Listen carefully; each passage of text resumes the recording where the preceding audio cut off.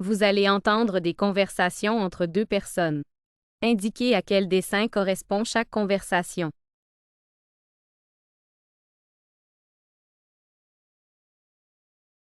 Question 1. Tu préfères une part de tarte aux pommes ou un gâteau au chocolat?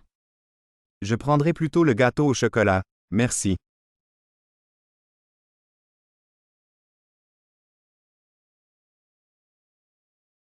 Question 2. Tu veux qu'on se retrouve au bord du lac pour un pique-nique? Oui, ça me semble parfait. Le coucher de soleil y est magnifique.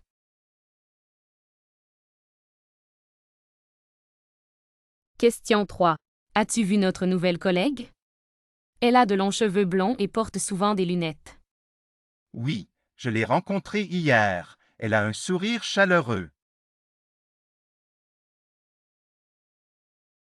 Question 4. J'ai réservé des billets pour le musée, ça te tente? Oui, j'adore les expositions d'art contemporain.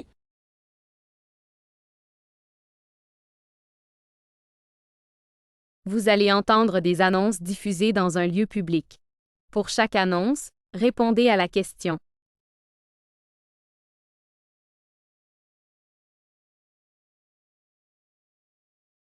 Chers clients, en raison de travaux de maintenance, le réseau Wi-Fi sera temporairement indisponible ce vendredi de 10 h à 12 h. Nous nous excusons pour la gêne occasionnée et vous remercions de votre compréhension.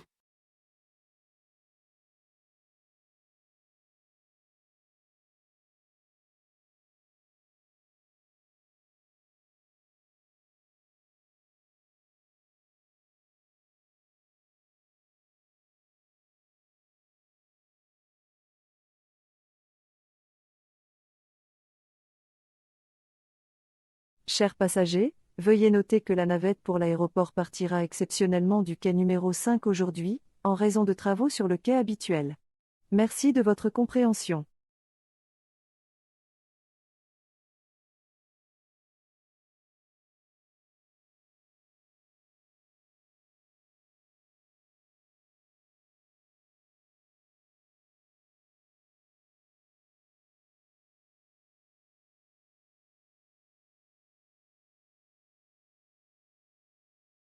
Mesdames et messieurs, nous vous rappelons que l'exposition temporaire Les couleurs du temps fermera ses portes ce dimanche à 18 h.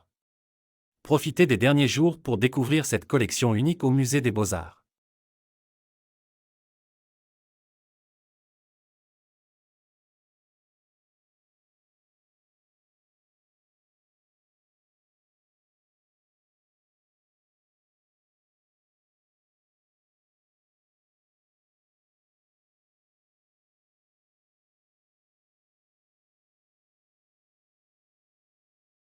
Chers clients, en raison d'une forte demande, nous avons prolongé l'horaire de la piscine municipale jusqu'à 22 h ce samedi. Profitez-en pour une soirée détente.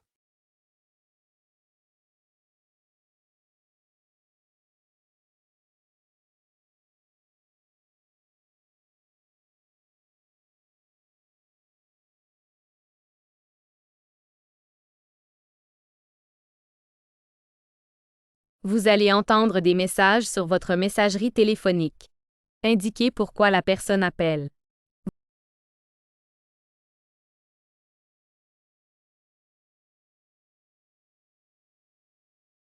Question 1. Salut Marc, c'est Justine. Je voulais juste te dire que j'ai déposé les documents que tu m'as demandés à l'accueil. Tu pourras les récupérer quand tu veux.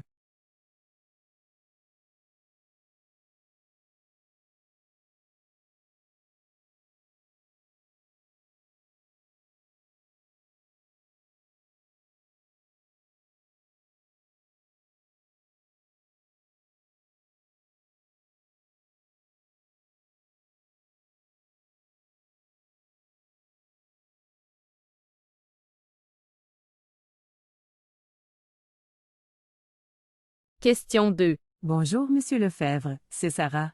Je voulais savoir si vous pouviez confirmer notre rendez-vous de jeudi prochain à 10 heures. Si ce n'est pas possible, faites-le moi savoir. Merci.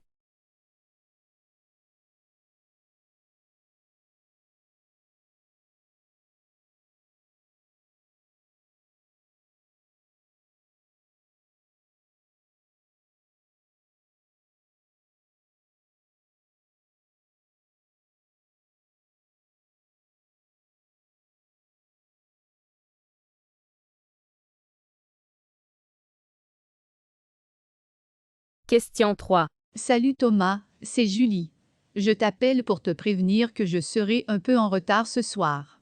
Je te rejoindrai directement au restaurant. À tout à l'heure.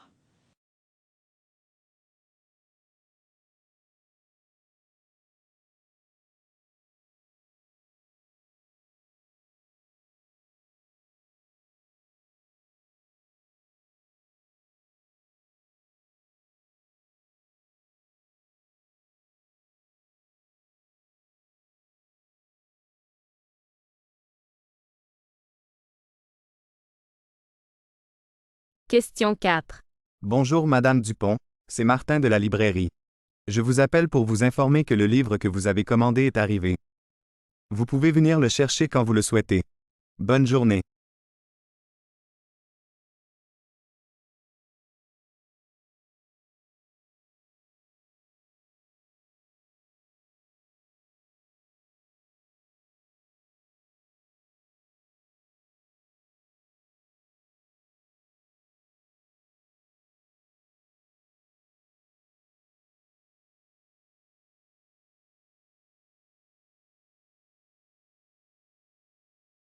Question 5. Bonjour Claire, c'est Paul. Juste pour te rappeler que tu dois passer à la pharmacie pour récupérer tes médicaments. Ils sont prêts depuis ce matin. Si tu as un souci, fais-moi signe.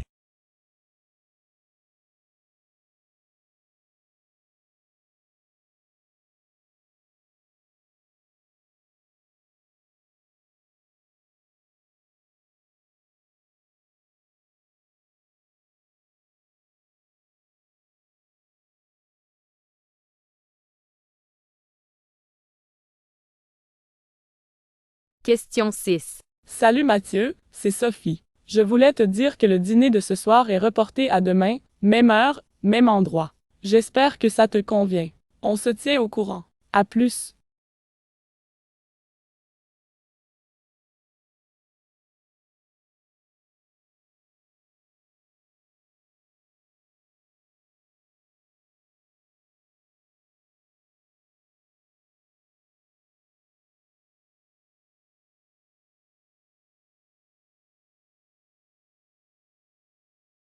Vous allez entendre 3 personnes répondre à la question suivante. Faut-il sacrifier son temps libre pour réussir professionnellement?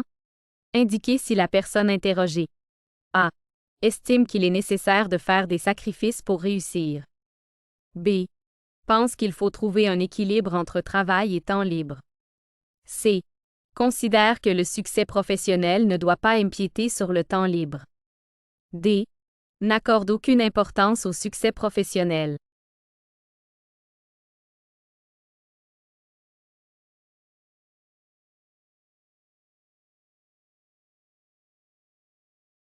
Document 1. Tout le monde dit qu'il faut savoir prendre du temps pour soi, mais je crois qu'il y a des moments dans la vie où il faut mettre les bouchées doubles. Quand on vise un objectif ambitieux, on ne peut pas compter les heures. Mon projet est tellement important pour moi que je suis prêt à repousser certaines activités personnelles pour le mener à bien.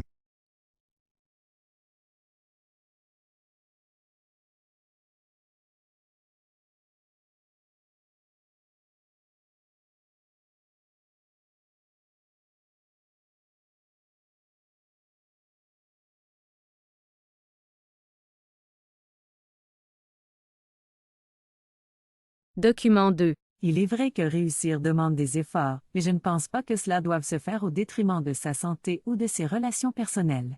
Il m'arrive de travailler tard, mais je veille toujours à réserver du temps pour me ressourcer et passer des moments avec mes proches. À quoi bon réussir si on ne peut pas en profiter avec ceux qu'on aime?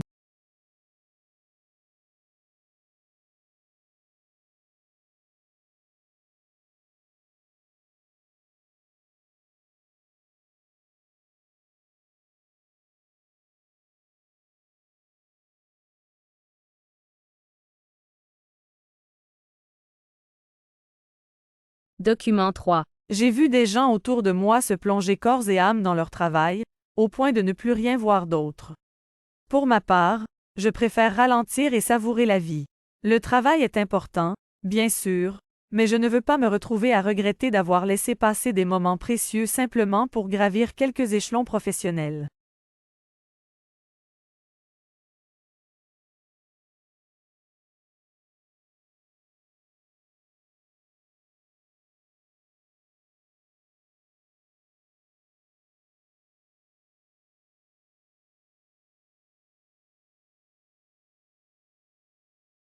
Vous allez entendre 3 personnes répondre à la question suivante. La prévention est-elle plus importante que le traitement des maladies? Indiquez si la personne interrogée A. Estime que la prévention est essentielle pour éviter les maladies. B. Pense que le traitement des maladies est plus crucial que la prévention. C. Considère que la prévention et le traitement sont également importants. D. Ne voit pas l'importance de la prévention par rapport au traitement.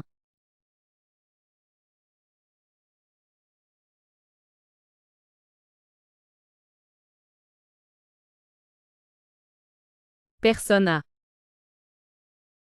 Pour moi, la prévention est la clé pour maintenir une bonne santé à long terme. Adopter un mode de vie sain, faire des contrôles réguliers et éviter les facteurs de risque sont des mesures essentielles pour éviter les maladies avant qu'elles n'apparaissent. Une fois qu'une maladie est là, le traitement est certes important, mais la prévention peut éviter bien des soucis.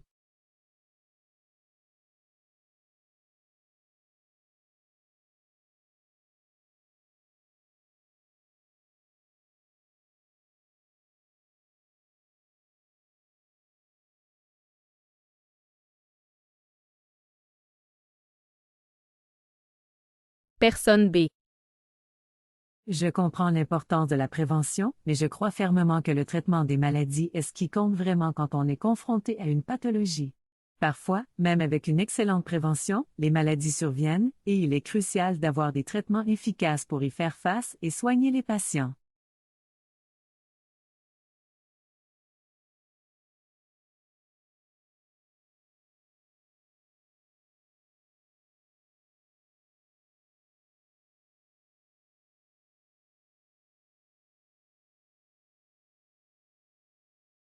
Personne C. Je pense que les deux aspects sont importants.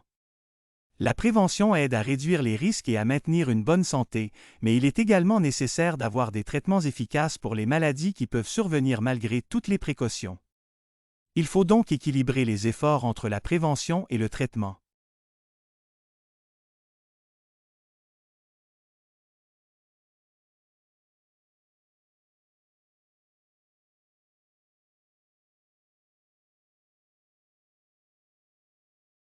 Vous allez entendre des émissions de radio.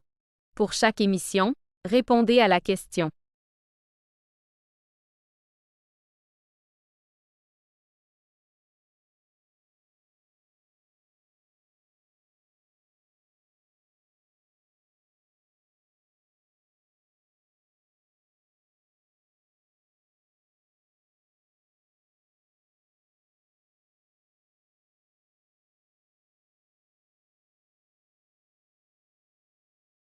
Dans de nombreux cas, les décisions prises par les autorités locales sont souvent influencées par des considérations politiques, économiques et sociales. Prenons l'exemple récent d'une ville du sud de la France où un projet de développement urbain a été suspendu suite à des pressions de divers groupes d'intérêt. Les habitants s'inquiétaient de l'impact environnemental du projet, tandis que les entrepreneurs locaux voyaient en lui une opportunité de relancer l'économie. Le maire, pris entre deux feux, a finalement décidé de reporter la décision, invoquant le besoin de plus de consultations publiques. Cette situation illustre bien les défis auxquels sont confrontées les autorités locales lorsqu'il s'agit de concilier des intérêts parfois opposés.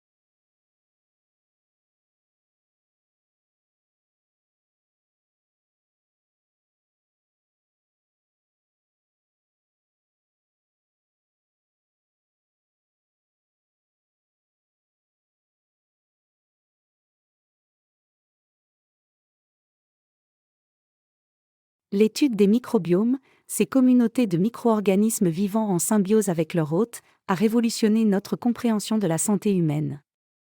Les chercheurs ont découvert que la diversité des bactéries présentes dans l'intestin joue un rôle crucial dans la régulation du système immunitaire. En particulier, certaines souches bactériennes sont liées à des maladies chroniques, tandis que d'autres peuvent protéger contre des infections graves.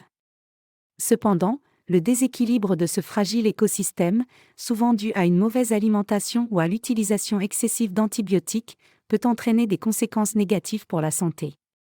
Les scientifiques cherchent maintenant à développer des thérapies ciblées pour restaurer l'équilibre du microbiome, avec l'espoir de prévenir et de traiter une gamme de maladies.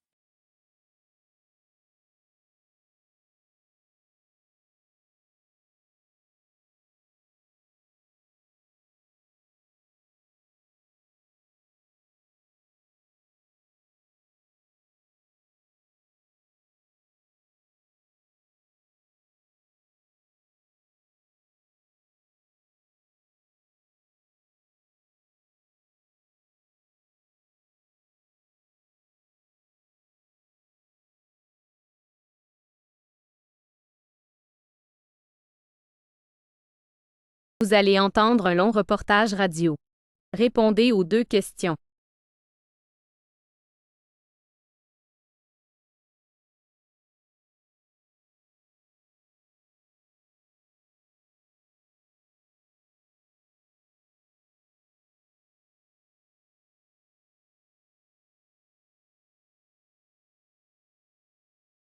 Nous plongeons aujourd'hui dans les mystères de l'univers en compagnie du docteur Lemoine, un expert en astrophysique. Récemment, les scientifiques ont fait des découvertes fascinantes sur les exoplanètes. Docteur Lemoine, pouvez-vous nous expliquer pourquoi ces découvertes sont si cruciales pour notre compréhension du cosmos? Bien sûr. Les découvertes récentes sur les exoplanètes, c'est-à-dire des planètes en dehors de notre système solaire, sont révolutionnaires pour plusieurs raisons. D'abord, elles élargissent notre connaissance des conditions dans lesquelles des planètes similaires à la Terre peuvent exister. Nous avons découvert des planètes qui se trouvent dans ce qu'on appelle la zone habitable de leur étoile, c'est-à-dire une région où l'eau liquide pourrait exister, ce qui est essentiel pour la vie telle que nous la connaissons. Cela signifie-t-il que nous pourrions trouver de la vie ailleurs dans l'univers? C'est une possibilité que les scientifiques prennent très au sérieux. Cependant, il est important de souligner que la détection d'une planète dans la zone habitable ne garantit pas qu'elle abrite de la vie.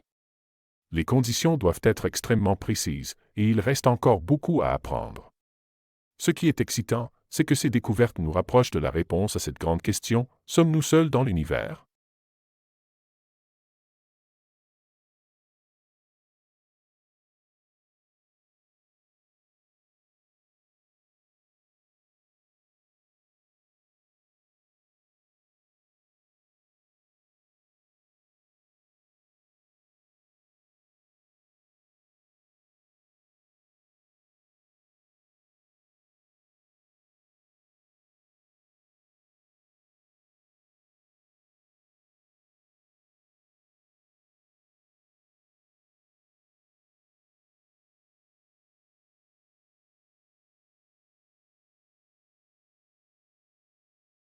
Aujourd'hui, nous avons le plaisir d'accueillir Monsieur Lefebvre, directeur du Centre d'innovation technologique.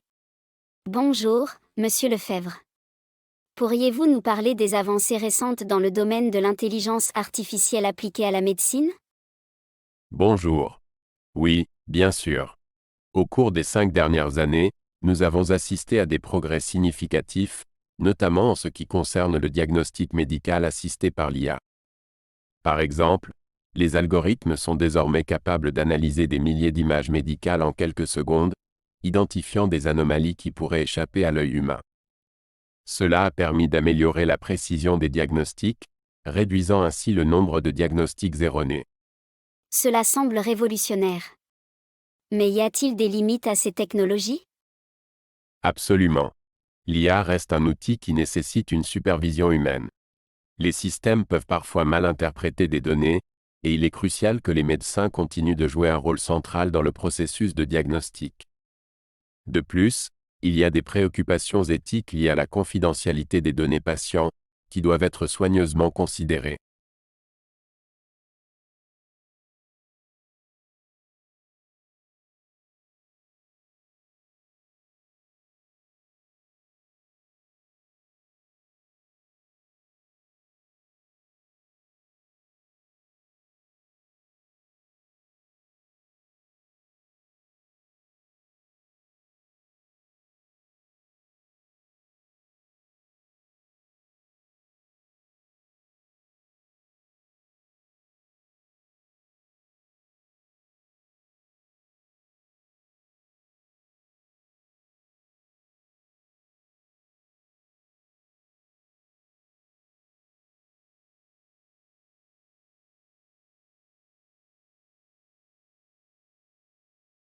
Aujourd'hui, nous recevons M. Dupuis, spécialiste des questions migratoires, pour parler de l'augmentation récente des arrivées de migrants au Canada.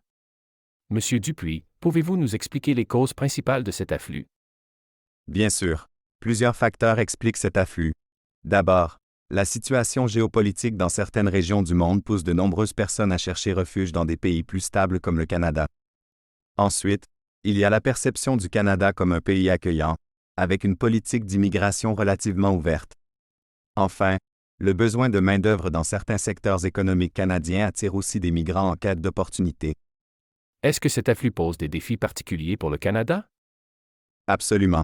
Bien que le Canada ait une tradition d'accueil, l'augmentation rapide des arrivées peut mettre à rude épreuve les infrastructures, notamment en matière de logement, de santé et d'éducation. De plus, l'intégration des nouveaux arrivants nécessite des efforts continus, tant du côté des migrants que des institutions canadiennes.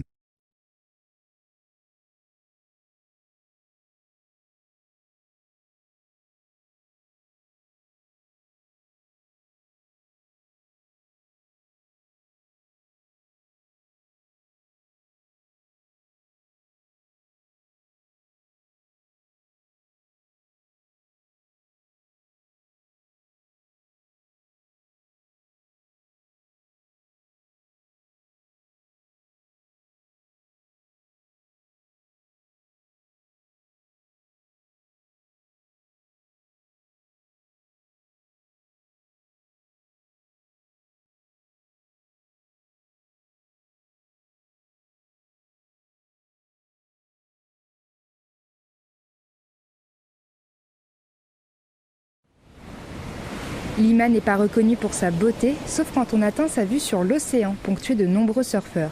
Pourtant, ce paysage iconique de la capitale aurait bien pu disparaître en 2016 si les vagues de 4 de ses plages n'avaient pas été protégées par la loi des brise-lames. Javier Amaya, responsable d'une école de surf à Lima, se dit soulagé de cette mesure. C'est très important pour nous parce que nous avons pu constater qu'après la réalisation de projets de brise-lames, la géographie des plages a pu changer et la forme des vagues aussi. Le professeur constate également que la biodiversité avait alors été affectée, dont la présence de cochayuyo, une algue utilisée dans la recette du ceviche. Mais pour pouvoir protéger une vague avec cette loi, il faut prouver son intérêt via un contrôle technique assuré par un océanographe indépendant. C'est la campagne Asla Portuola qui s'emploie à rassembler les fonds pour financer ce processus. Carolina Butrich, coordinatrice de la campagne, revient sur les conditions qui ont permis au Pérou d'être le premier pays au monde à protéger ces vagues. Cela faisait 13 ans qu'on négociait sur les modalités d'application de la loi quand le Pérou a gagné les Jeux panaméricains sur la plage de Punta Rocas. Or, à ce moment-là, cette plage était menacée par la construction d'une jetée. L'équipe péruvienne de surf, les sportifs et quelques personnes de la direction de la fédération ont alors profité d'être conviés au Congrès pour dire « Merci beaucoup pour cette invitation honorable, mais il faut absolument que nos vagues soient protégées. » Le Pérou fait effectivement partie des pays les plus réputés pour la pratique du surf, notamment grâce à une plage du nord du pays, dans le village de Malabrigo, qui abrite Chicama, la plus longue vague gauche au monde. Victor Vecino, surfeur depuis 20 ans, assure que les vagues péruviennes ont quelque chose d'exceptionnel dans leur constance. Toute l'année, nous avons des vagues de bonne forme, de bonne taille, avec beaucoup de force, donc elles sont parfaites pour apprendre à surfer. Il faut les protéger et éviter que des projets d'entreprises privées ne détruisent les sites sur lesquels on peut pratiquer. Le système de protection des vagues au Pérou semble porter ses fruits puisque d'autres pays de la région ont suivi son exemple, dont le Chili, le Panama, l'Uruguay et depuis avril 2024, l'Équateur.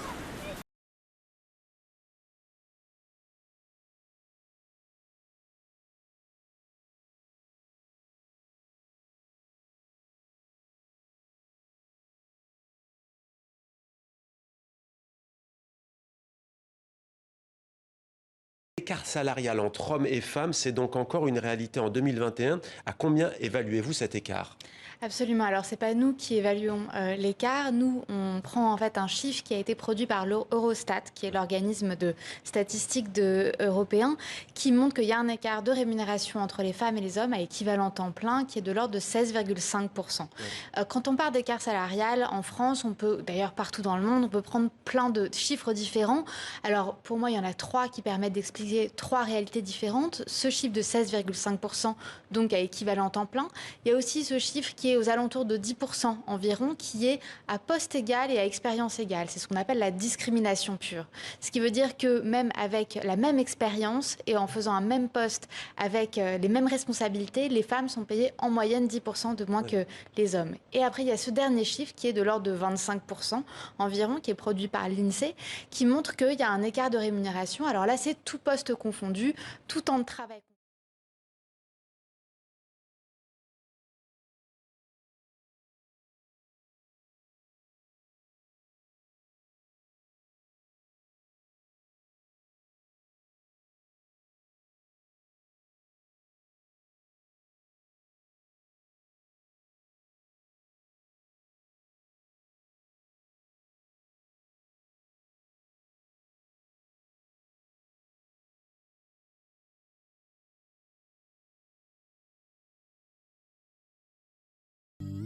Cette œuvre de l'artiste anglais qui réside actuellement en Allemagne, Tony Cragg, est une sculpture monumentale en bronze qu'il a appelée Manipulation.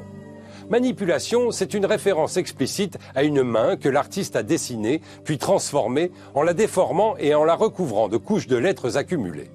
Cragg dit « La main est une forme magnifiquement articulée ». La main a été transformée en une sorte de monstre noir composé de mots incompréhensibles et désordonnés, une bête tentaculaire, fruit d'une étrange manipulation. Paul Claudel écrivait « L'ordre est le plaisir de la raison, mais le désordre est le délice de l'imagination ». Tâchez d'y penser.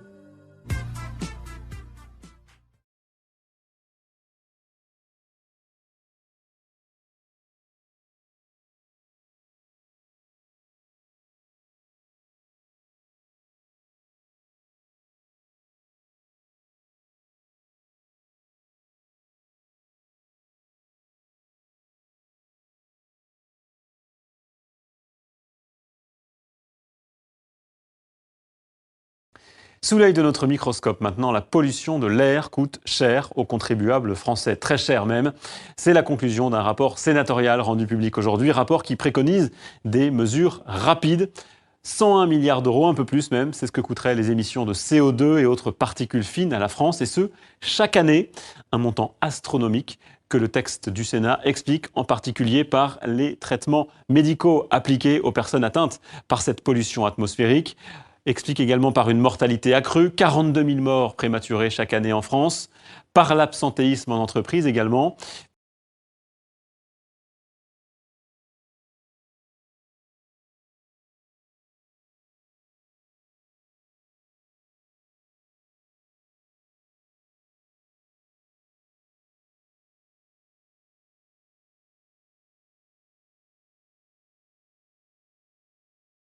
Vous savez, avec la crise sanitaire, le télétravail est devenu incontournable pour beaucoup d'entre nous. Avant, c'était plutôt rare, mais maintenant, c'est presque la norme. Bien sûr, il y a des avantages, comme ne plus perdre de temps dans les transports et avoir plus de flexibilité. Mais il y a aussi des côtés négatifs. Par exemple, certains ressentent plus de solitude et c'est parfois difficile de séparer boulot et vie perso. Cela dit, la majorité des gens disent quand même que le télétravail leur a permis d'être plus productifs et de réduire leur stress.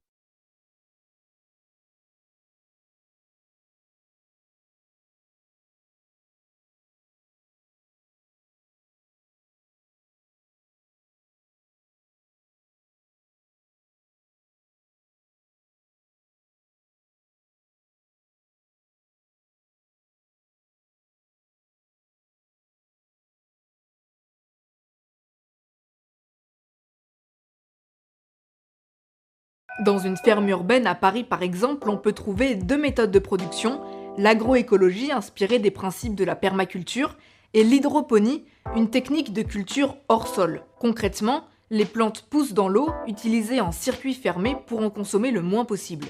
Alors c'est 2 pratiques extrêmement complémentaires. et qui ont toutes les deux beaucoup de sens. C'est pour ça qu'on les a sélectionnées. La culture en pleine terre, en fait, c'est peut-être celle qui a le plus de vertu pour la ville, parce qu'en fait, en installant de la terre et en installant des végétaux, on vient tout simplement consommer la pollution, puisque les plantes se nourrissent finalement de CO2, et on vient quelque part améliorer la qualité de l'air en ville. Donc, et puis surtout, on vient...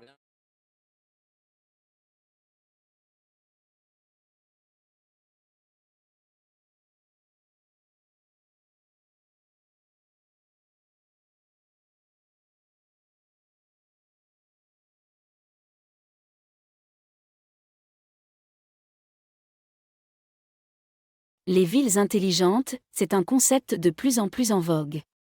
On utilise des technologies avancées pour améliorer la qualité de vie des habitants. Par exemple, les feux de signalisation peuvent maintenant s'adapter en temps réel au trafic pour éviter les embouteillages.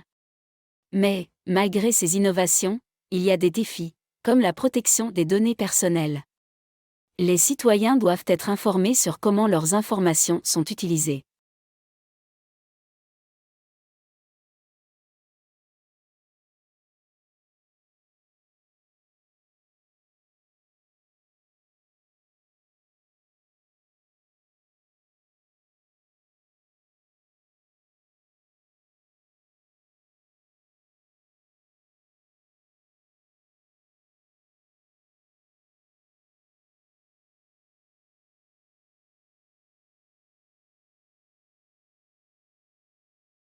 On est consommateur de déchets, puisque pour amener de la fertilisation dans nos sols, on peut consommer des déchets urbains, par exemple du marc de café en provenance des brasseries parisiennes, par exemple des drèches de bière pour les brasseurs de bière, par exemple des chutes de champignons pour les producteurs de champignons. La serre, elle permet de dompter un petit peu les aléas climatiques. Donc quand il y a eu des périodes de gel, nous on n'en a pas souffert, parce que c'est vrai que dans une serre, on s'est protégé de ce climat.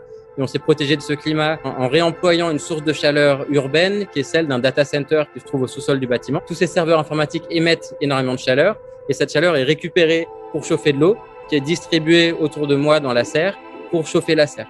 Et donc c'est vrai que c'est un autre intérêt qu'on voit nous dans l'association de serres en toiture dans des milieux urbains, c'est de venir réutiliser.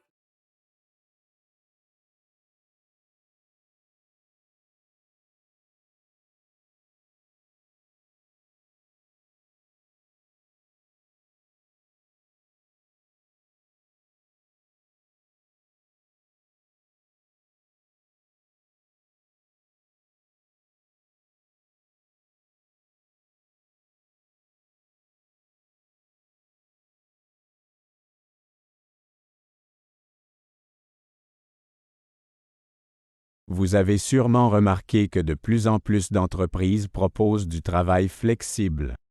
Cela signifie que vous pouvez choisir vos horaires de travail ou même travailler à distance. Cela a des avantages évidents comme une meilleure conciliation entre vie professionnelle et personnelle, mais certains trouvent que cela peut rendre difficile la séparation entre le temps de travail et le temps libre.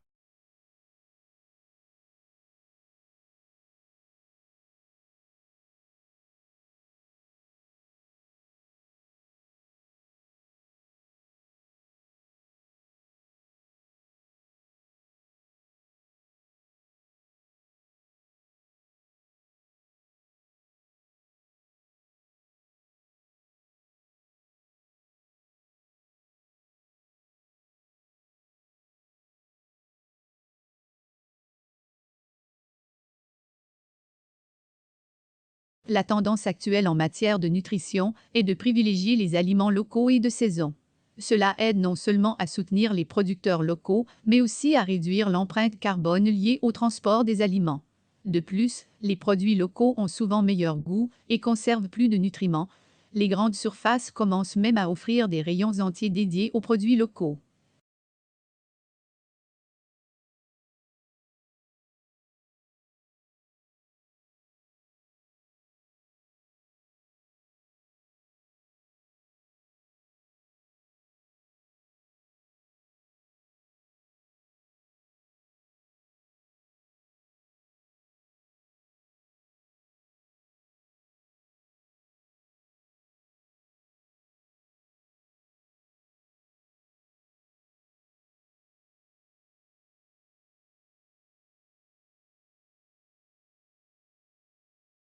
Avec l'essor des plateformes de streaming, la manière dont nous consommons la musique a beaucoup changé. Au lieu d'acheter des albums, on écoute des morceaux en streaming. Cela permet de découvrir facilement de nouveaux artistes, mais certains critiquent la rémunération insuffisante des artistes sur ces plateformes. Les revenus générés ne sont pas toujours équitables pour les créateurs.